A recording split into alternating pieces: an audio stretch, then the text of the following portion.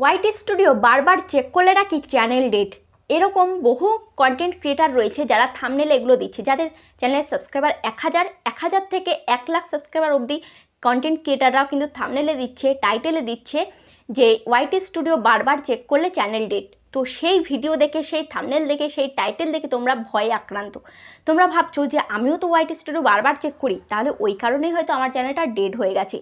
তো অনেকেই তোমরা আমাকে কমেন্ট করেছো যে ওয়াইটি স্টুডিও বারবার চেক করলে কি চ্যানেল ডেড হয়ে যায়, ওয়াইটি স্টুডিও বারবার চেক করলে কি চ্যানেলের কোনো ক্ষতি হয়। আজকে আমি তোমাদেরকে তোমাদেরকে বিশ্লেষণ করে বলবো, আর কি কারণে তোমাদের চ্যানেলের ভিউজটা ডাউন হয়ে যায়, কি কারণে চ্যানেলের ভিউজটা আপ হয় সেটাও তোমাদেরকে বলবো।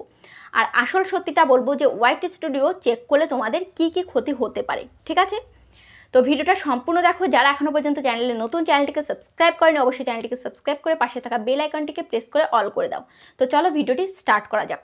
দেখো, আমরা প্রত্যেকেই কিন্তু ওয়াইটি স্টুডিও ব্যবহার করি, তাই প্রত্যেকেই কিন্তু ওয়াইটি স্টুডিও আমরা চেক করি। যারা আমরা ইউটিউব নিয়ে সিরিয়াস, ঘুম থেকে উঠেই কিন্তু ওয়াইটি স্টুডিওটা আমরা চেক করি। যাদের চ্যানেল মনিটাইজ হয়েছে তারা কিন্তু ঘুম থেকে উঠেই দেখবে যে আমার কত ডলার হলো, কালকে কত ডলার হলো, আজকে কত ডলার হলো, আমার চ্যানেলের অবস্থা কি, কালকে আমি যে ভিডিওটা দিয়েছি ভিউজটা কেমন অবস্থা, আজকে যে ভিডিওটা দিয়েছি ভিডিওটার কেমন অবস্থা, সেগুলো কিন্তু আমরা চেক করি, ঠিক আছে?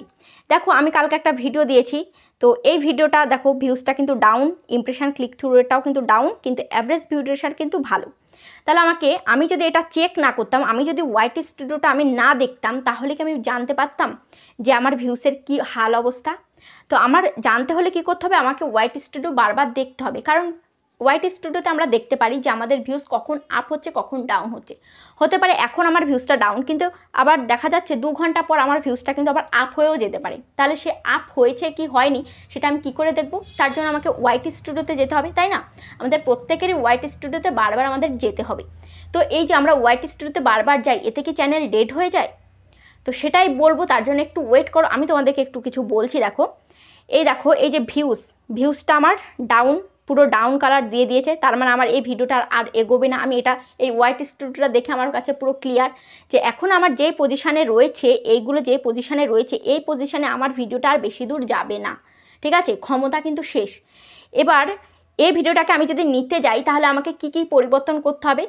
তো সেই পরিবর্তনগুলো আমরা কি করে বুঝবো? আমরা এই ওয়াইটি স্টুডিওর এগুলো দেখে আমরা বুঝবো যে আমার এই ভিডিওতে কি পরিবর্তন করতে হবে, কি পরিবর্তন করে আমার ভিউজটাকে আমি আবার আপ করতে পারবো, আমার ভিউজটা আমি আবার বাড়াতে পারবো, ঠিক আছে?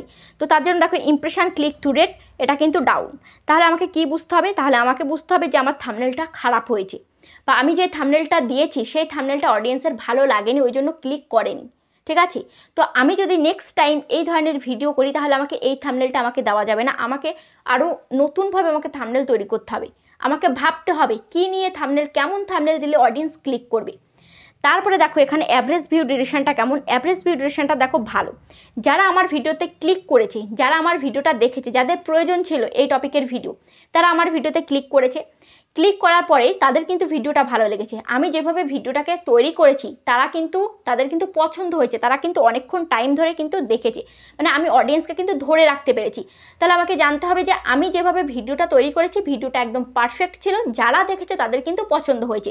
এবার যাদের হয়তো অনেকের এই ভিডিওটা প্রয়োজন ছিল না, ওই জন্য ক্লিক করেনি, বা থাম্বনেলটা অ্যাট্রাকটিভ ছিল না, ওই জন্য ক্লিক করেনি, তাহলে আমাকে এই থাম্বনেলটাকে কী করতে হবে? চেঞ্জ করে দিতে হবে। এবং ভিডিওর টাইটেলটাকেও কী করতে হবে? চেঞ্জ করে দিতে হবে। তাহলে আমি যদি ভিডিওর থাম্বনেল এবং টাইটেল যদি চেঞ্জ করে দিই এবং ভিডিওতে আরও কিছু যদি পরিবর্তন করতে পারি, তাহলে হয়তো আমার ভিডিওটা আপ হতে পারে। তাহলে আমি যদি আমার কোনো মরা ভিডিওকে আমি যদি জ্যান্ত করতে চাই, তাহলে আমাকে ওয়াইটি স্টুডিওটা আমাকে দেখতে হবে। আমি যদি ওয়াইটি স্টুডিওটা বারবার আমি না দেখি, তাহলে আমি কি করে বুঝবো কি করে আমার ভিডিওকে, আমার ভিউজকে আমি ইমপ্রুভ করব?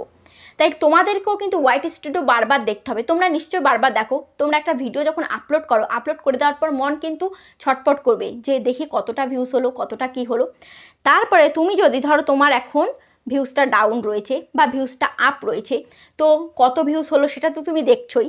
তারপরে তুমি কালকে নেক্সট দিন কি ভিডিও বানাবে সেটাও কিন্তু আমরা অনেক সময় কিন্তু ওয়াইটি স্টুডিও দেখেই কিন্তু সেই টপিকটা কিন্তু আমরা নির্ধারণ করি, সিলেক্ট করি যে আমরা নেক্সট দিন কি ভিডিও বানাবো, আমাদের অডিয়েন্সের চাহিদা কি রয়েছে, ঠিক আছে? আমরা অডিয়েন্সের চাহিদা আমরা কি করে বুঝি?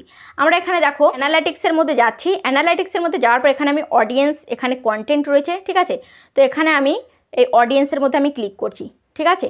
তো অডিয়েন্সের মধ্যে ক্লিক করার পর দেখো এখানে কি রয়েছে, হোয়াট ইউর অডিয়েন্স ওয়াচ। এই যে আমার অডিয়েন্সরা কিন্তু এগুলো দেখে, তাহলে এগুলো দেখে আমাকে বুঝতে হবে। তারপরে কন্টেন্টে আমি ক্লিক করছি। কন্টেন্টে ক্লিক করার পর দেখো এই যে এরকম ভিডিওগুলো চলে এসছে, এখানে টপ ভিডিওগুলো রয়েছে। তাহলে এই সমস্ত ভিডিওগুলো লাস্ট 28 দিন এই সমস্ত ভিডিওগুলো আমার ভালো ভিউজ পেয়েছে। তাহলে আমাকে কী করতে হবে, এই সমস্ত ভিডিও আমাকে তৈরি করতে হবে, নতুনভাবে প্রেজেন্ট করে আমাকে কিন্তু এটা তৈরি করতে হবে, কারণ এগুলোই আমার অডিয়েন্সের চাহিদা রয়েছে, অডিয়েন্স এগুলো দেখতে বেশি পছন্দ করেছে। ঠিক আছে।